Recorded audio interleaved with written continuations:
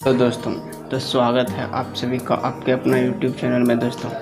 जी हाँ दोस्तों, तो चलिए आज हम लोग मिडिएवल हिस्ट्री के एक बहुत ही बेटर टॉपिक के बारे में जानकारी लेने वाले हैं दोस्तों। जी हाँ दोस्तों, आज से हम लोग शुरू करने वाले हैं हिस्ट्री का एक बेस्ट पोर्शन जिसको कहते हैं कि मुग़ल वंश दोस्तों। जी हाँ दोस्तों, आज हम बात करने वाले हैं कि मुग़ल वंश की शुरुआत कैसे हुआ और वह भारत में एंट्री कैसे हुआ दोस्तों। जी हाँ दोस्तों, तो चलिए सबसे पहले हम लोग मुग़ल वंश के बारे में जानते हैं दोस्तों। तो जैसा कि आप लोगों को सिंपली पता होगा कि मुग़ल वंश का जो संस्थापक था दोस्तों, मुग़ल वंश के संस्थापक बाबर थे। बाबर था। जी हाँ दोस्तों, मुग़ल वंश का संस्थापक बाबर था। और यदि हम लोग बाबर के जन्म की बात करें दोस्तों, तो बाबर का जन्म 14 फरवरी 1483 ईस्वी में फरगना में हुआ था दोस्तों। जी हाँ दोस्तों, फरगना में 14 फरवरी को हुआ था दोस्तों। 1483 ईस्वी को फरगना में 14 फरवरी 1483। जी हाँ दोस्तों, आप लोगों को बता दें कि उज़्बेकिस्तान जो वर्तमान में उज़्बेकिस्तान नाम है दोस्तों, और जिस समय बाबर का जन्म हुआ था दोस्तों उस समय उज़्बेकिस्तान का नाम फरगना था दोस्तों। आप लोगों को बता दें कि बाबर के पिता का नाम उमर शेख मिर्ज़ा था। उमर शेख मिर्ज़ा। जी हाँ दोस्तों, तो ये सब क्वेश्चन आप लोग के जीडी वगैरह के लिए काफ़ी इम्पोर्टेंट हो सकता है दोस्तों। उमर शेख मिर्ज़ा।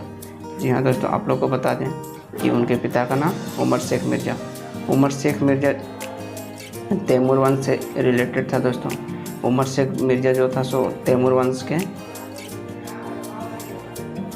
वंशज था दोस्तों। जी हाँ दोस्तों, उमर शेख मिर्ज़ा तैमूर वंशज था। ठीक है दोस्तों, चलिए अब हम लोग बाबर की माता की बात करते हैं दोस्तों। तो बाबर की माता का नाम दोस्तों कुतुब निगार खान था। क्या था? कुतुब निगार खान। जी हाँ दोस्तों, बाबर की माता जो रिलेटेड थी दोस्तों वो मंगोल वंशज से थी, जो चंगेज़ खां के वंशज था। जी हाँ दोस्तों, तो बाबर के माता का नाम क्या था दोस्तों? कुतुब निगार खां बाबर के माता का नाम। चलिए अब हम लोग देखते हैं कि बाबर का जन्म होने के बाद दोस्तों वो कितने वर्षों के बाद राजा बना था। तो यदि आप लोग बाबर की बात करें दोस्तों, तो बाबर का जन्म 14 फरवरी 1983 ईस्वी को हुआ था दोस्तों, फरगना में, जो अभी वर्तमान में उज़्बेकिस्तान के नाम से जाना जाता है दोस्तों। तो चलिए इसके बारे में हम लोग जान के अब हम लोग देखते हैं कि बाबर कब राजा बना। जी हाँ दोस्तों, आप लोग को बता दें कि बाबर अपने 11 वर्ष की आयु में राजा बना था। 11 वर्ष की आयु में राजा बना, वो भी 1491 में दोस्तों।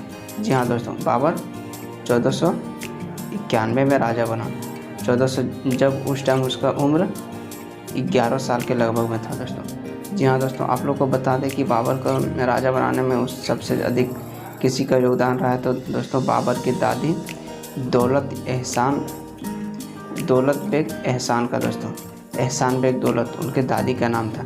दादी का नाम एहसान दौलत बेग।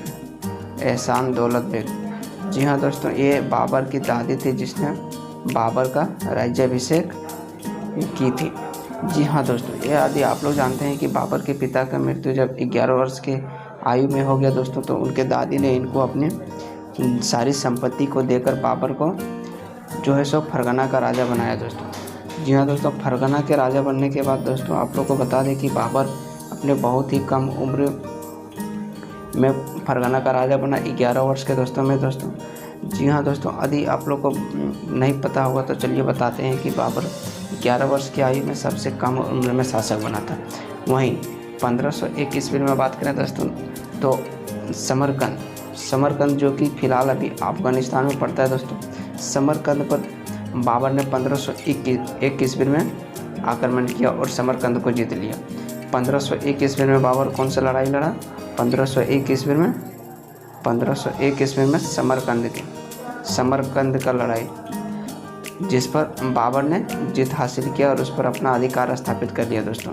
यह जीत जो समरकंद को जीता था दोस्तों, उस पर ज़्यादा दिन तक बाबर राज नहीं कर पाया, क्योंकि वहाँ के जो पड़ोसी राजा था उसमें विद्रोह हो गया और उसके आम जनता में भी विद्रोह हो गया दोस्तों, जिसके कारण वो विद्रोह को दबा नहीं पाए और 8 महीने की कार्यकाल को ही पूरा कर पाया 1501 ईस्वी में। इसके बाद दोस्तों आप लोगों को बता दें कि 1507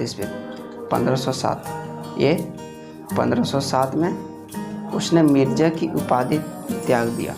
मिर्ज़ा की जो उपाधि थी दोस्तों, उसका ख़ानदानी उपाधि चल रहा था, उसको त्याग कर बाबर ने बादशाह की उपाधि धारण की। कौन सी उपाधि धारण की? बादशाह की उपाधि धारण की थी बाबर ने। कितने ईस्वी में? 1507 ईस्वी में। जी हाँ दोस्तों, ये डेट आप लोग को काफ़ी इम्पोर्टेंट हो सकता है, तो ये सब को थोड़ा याद रखने की कोशिश कीजिएगा। चलिए, ये 1507 में उसने क्या किया? मिर्ज़ा की उपाधि को हटाकर बादशाह की उपाधि धारण कर ली। जी हाँ दोस्तों, ये आप लोगों को समझ में आ गया होगा। तो चलिए अब हम लोग आगे की ओर देखते हैं दोस्तों।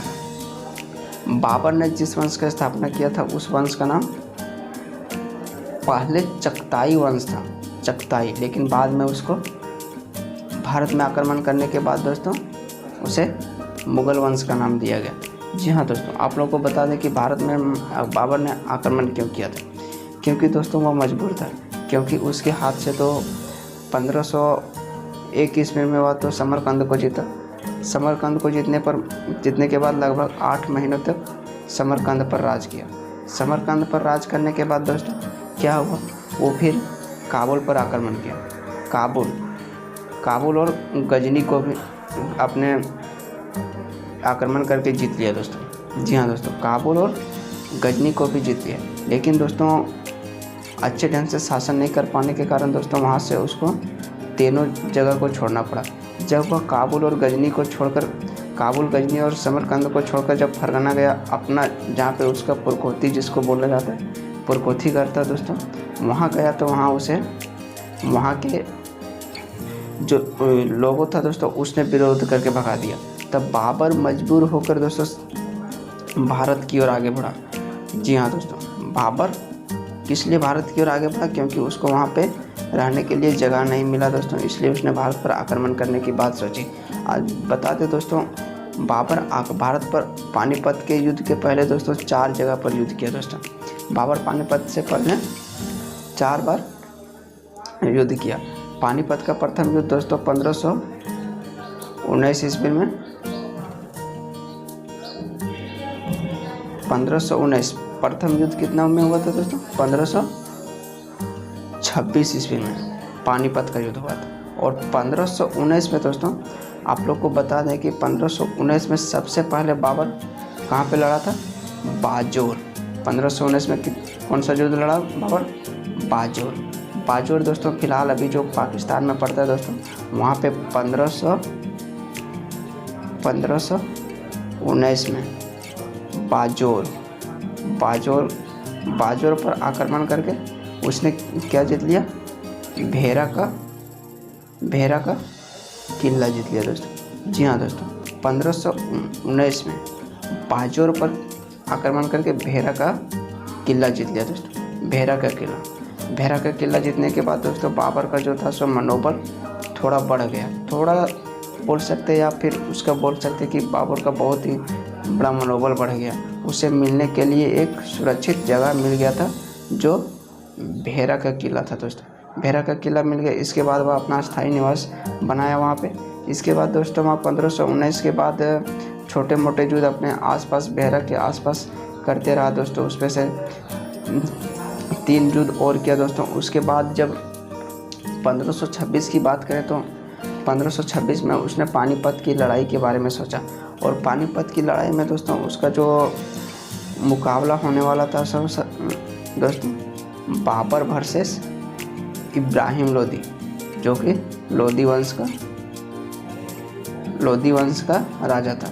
और यदि आप लोग को बता दें कि लोदी वंश का संस्थापक कौन था दोस्तों, तो लोदी वंश का संस्थापक जो था सो बहलोल लोदी था। जी हाँ दोस्तों, तो 1526 में बाबर ने क्या किया? 1526 ईस्वी में उन्होंने पानीपत की लड़ाई की।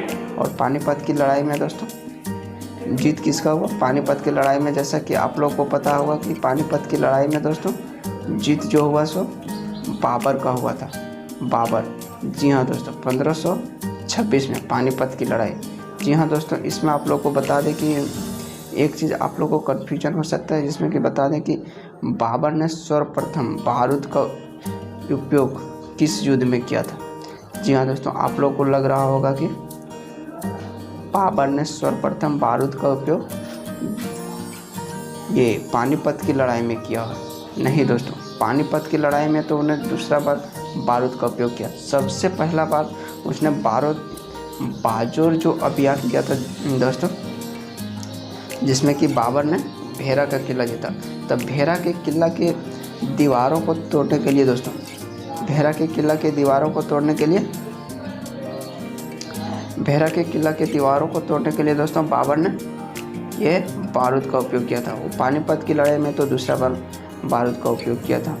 चलिए दोस्तों, आज यहीं तक रखते हैं, फिर अगला वीडियो हम लोग देखते हैं। वीडियो नंबर 2 में देखेंगे दोस्तों इससे आगे कि जो 1526 में युद्ध हुआ था बाबर और इब्राहिम लोदी के बीच दोस्तों, उसमें क्या नतीजा रहा, बाबर ने किस किस युद्ध नीति का उपयोग किया दोस्तों, साथ ही बाबर के साथ कौन कौन भारत के राजा शामिल था जो इब्राहिम लोदी को हराना चाहता था दोस्तों। तो ये सब के बारे में जानेंगे। तो चलिए आज के लिए इतना ही, फिर देखते हैं अगले वीडियो में। तब तक के लिए जय हिंद, जय भारत।